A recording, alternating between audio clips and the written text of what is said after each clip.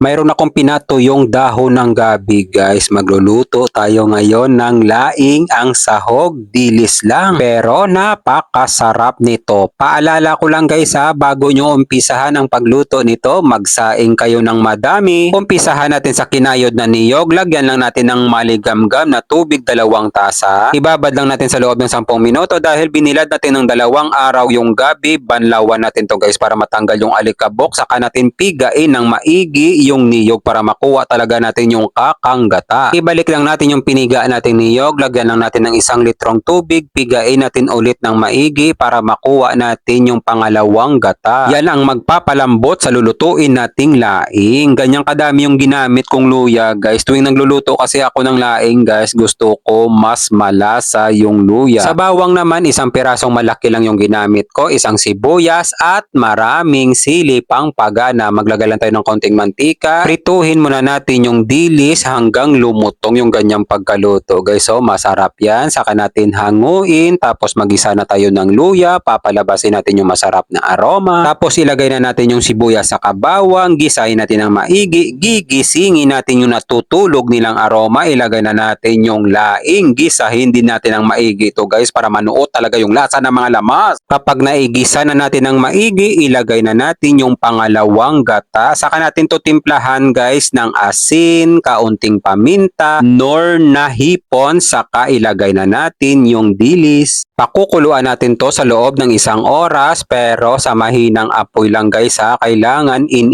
yung pagkaluto para lutong-luto talaga yung gabi para hindi siya makati kapag kinain natin. Kapag malapit na matuyuan guys, ilagay na natin yung maraming sili, ilagay na natin yung kakanggata. Kahit haluin nyo yan ng haluin, basta lutong-luto yung pagkaluto sa laing, in yung pagkaluto, hindi magiging makati kainin. Kapag nailagay na natin yung kakanggata guys, huwag na natin takpan, lulutuin natin yan sa mahinang apoy lang guys, yung ganyang pagkaluto guys ha. Kailangan in ang pagkaluto, kailangan yung nagmamantika na yung pagkaluto. Yung ganyang pagkaluto guys, yung nag-iigi na siya, yung nagmamantika na yung gata, kahit ipakain mo pa yan sa iyong mga anak na bata, hindi sila makakaramdam ng kati, magugustuhan talaga nila. Tatawagin ko ngayon to, laing na walang sabit. Maraming salamat nga pala sa ating mga kababayang OFW sa palagi niyong panunood. Mag-ingat po kayo palagi dyan kung saang bansa man kayo. Maraming salamat din sa ating mga followers sa palagi niyong panonood. Mag-ingat po kayo palagi dyan kung saang lugar man kayo. Idiretso na natin sa kanin guys. Yan. Isa pa. Kaway-kaway sa mga mahilig kumain ng laing. Huwag na natin patatagalin to. God, maraming salamat po sa biyaya na binibigay mo sa araw-araw. I-bless niyo po yung food na magiging silbing lakas sa katawan namin. Amen. Kain tayo guys. Kain Pinas.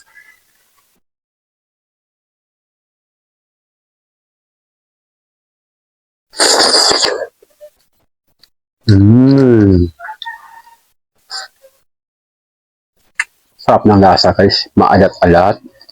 Makrimi. Lasang-lasa mo talaga yung lata. Iba talaga yung in ang pagkaluto, nagmamantika, nag-iiki, napakasarap.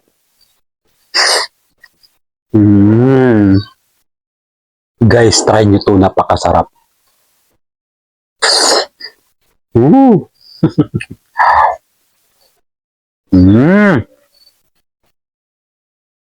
Sarap nun ah, isa pa.